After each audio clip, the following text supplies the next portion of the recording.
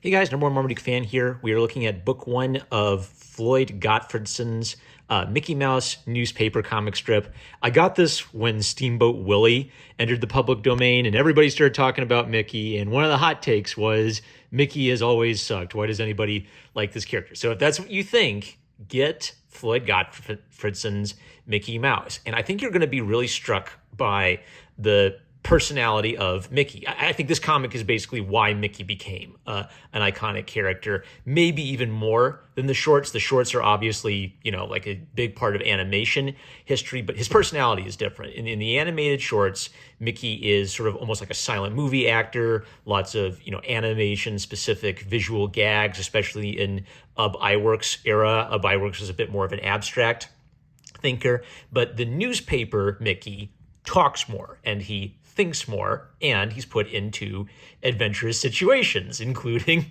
suicidal ideation because he's afraid Minnie Mouse is going to break up with him. All played for laughs. I don't need to say anything more. You got to go get this book. So the next thing I like about it is Fantastic Graphics did a really good job collecting like a lot of interesting, historical ephemera and trying to put the newspaper comic strip into its historical context. But here's my art tip for life. When you get a book and it starts with a bunch of cool essays, skip the essays, read the comic, and then come back and read the essays later. The essays are actually pretty good, but start with the comic. So first thing, it's not all Floyd Gottfredson. There are a lot of really juicy little history tidbits in this. And one of the things you figure out quickly, the more you learn about Walt Disney, is it wasn't all magic, Disney Christmas Wish Upon a Star magic. Walt Disney was a businessman, and he was clearly a very, very difficult man to work under. Ub Iwerk started drawing the comic strip. They had to replace the artist. Disney asked his comic artist to take over writing duties. They had an argument. And so Floyd Gottfredson was asked to take over art duties on the comic strip for 2 weeks. And that became his career for maybe like 25 years or longer, right? So one of the things that's always annoyed me about Disney is he never allowed anyone to sign their work. So literally art historians would have to figure out, who is the name of this mysterious Donald Duck comic book artist? What is the name of this mysterious Mickey Mouse comic strip artist? And one little Disney story I saw that kind of like encapsulates it is a kid once asked Disney to draw him a picture of Mickey Mouse. And so Disney turns to Ub Iwerk and says, how about you draw him, the kid Mickey, and I'll autograph it. And Ub said, draw your own bleeping mouse, and stormed out. So, so Disney didn't, surprise, surprise, Disney did not individually draw every single thing ever done with Mickey Mouse and Donald Duck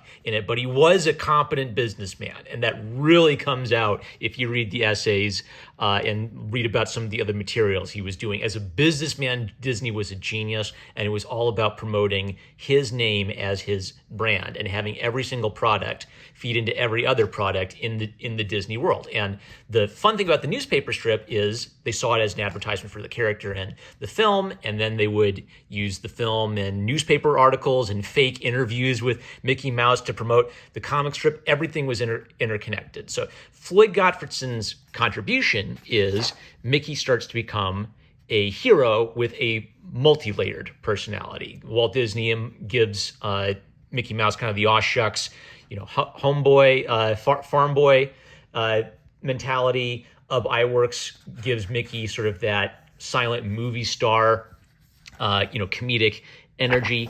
And Floyd Gottfredson mentioned Horatio Alger, the pulp novels about an adventurous boy hero. He gives him sort of that scrappy personality of a guy who's smaller than everybody, but never gives up. So he's not a coward. Mickey can be a mischievous youngster, who runs around stealing old ladies' granny panties, or he can be really like, he's a little go-getter throughout this. Other thing I really love about this is all of the like 1930s isms. It's very much a working class point of view, working class way of expressing yourself, and that really shines. And then I really like the variety of the stories. So you have a cowboy adventure, you have Mickey goofing around trying to start his own little businesses, you have a mystery where someone's stealing the eggs off of Minnie's ma and pa's farm and Mickey gets falsely blamed. The secondary casts are fun. There's a Mook, who runs a bootlegger, who works as a bootlegger and goes to jail. Later, he gets reformed, and Mickey's like his sponsor when he gets out of jail. You're just going to have a blast.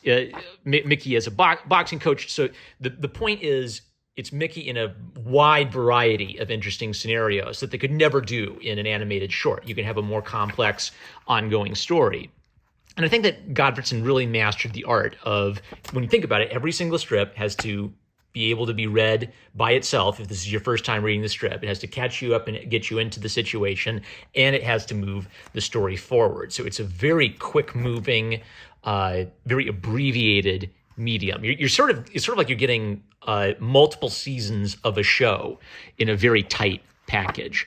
The essays, I won't like give you every little nitpicky detail about the essays, but they do a good job talking about the cast of characters, how the comic strip came to be. They featured a lot of the artists who worked as inkers or were guest artists on the strip, collecting covers, and also kind of like setting the tone of how hectic it was to work for Walt Disney in those early days. There we go. Win Smith. Win Smith did not like being bossed around by a whippersnapper like Walt Disney. Kids these days and their silent cartoon pictures. Okay, I found this out. Al Taliaferro, the guy who created Huey, Dewey, and Louie. I didn't know that. He started working on the Mickey Mouse comic strip. He ended up graduating and doing the Donald Duck comic strip all by himself. It's amazing how much creative talent went into the Disney studio in the early years that you never hear about or never know about unless you pick up a book like this and you get that little sneak peek in behind the curtain at it. So this is Mickey at his peak. This is the Mickey that Frank. One of my ideas about Mickey is he's the inspiration of both Mario and Sonic. He's the inspiration of Sonic's visual design. He's the inspiration of Mario's working class. Well, Mickey's not very New Yorky, but he's very working class, blue collar, down to earth.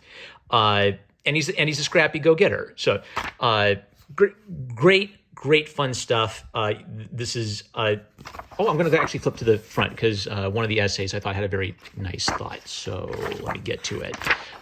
It was, what's his name? The guy who made the epic Mickey video game. There we go, Warren Spector. So what's kind of fun about this is I remember like in 2011, people started talking about Mickey again. They started making that weird, Flash animated cartoon where they brought back some of the kind of like edgy humor that was in old Mickey Mouse cartoons. And Warren Spector made Epic Mickey, and sort of the point of Epic Mickey as a video game is he's an adventure character. He's not just a little corporate, smiley face you slap on lunchboxes. And I thought that Warren Spector wrote a very nice little loving tribute to Floyd Gottfredson's work. This is someone who's, as a game designer, he's not an artist himself, but he's very thoughtful about how the art works. I think he made this great contrast where Carl Barks, the Uncle Scrooge comic book artist, is more like a painter. He creates these beautiful, fluid, colorful scenes, whereas Floyd Gottfredson is more like a cinematic artist. He's making these punchy storyboards that sort of relate cinematic action with a very, what would you call it, simple language. He's not using a lot of extra florid details. It's economy of line and economy of language to communicate a story. So I thought that was very sweet. And Floyd Gottfredson's story, I forgot this. Floyd Gottfredson was crippled as a child, and he could barely move his arm. He could barely move his wrist, so he had to draw using the whole range of motion of his arm. What an absolute Giga Chad. That is just one of several Giga Chad Floyd Gottfredson stories you get in this collection. So highest recommendation, go pick it up.